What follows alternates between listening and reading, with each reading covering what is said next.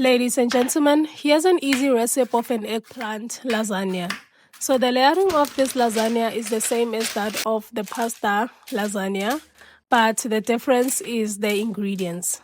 So we'll start off by cutting our eggplants into smaller slices, put them on a baking pan, season with salt and pepper, then drizzle some olive oil, brush it over, and then off to the oven for 25 minutes. But after 15 minutes, we're going to remove the pan from the oven, then flip our eggplants over so that they can brown on both sides. And then take them back to the oven for an extra 10 minutes so that it covers that 25 minutes. And everything came out looking very good.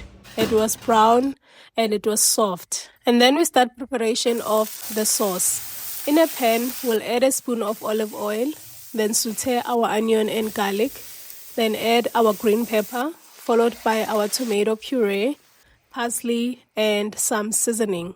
Then we let it cook for at least 10 minutes or until it's a little bit thick.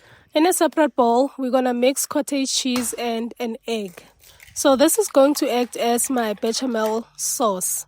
And then we start our layering. So I'll add a little bit of tomato sauce, then followed by the eggplant, then a mixture of cottage cheese and an egg, then mozzarella cheese, and lastly, our Parmesan cheese. So we're going to repeat this process until on top.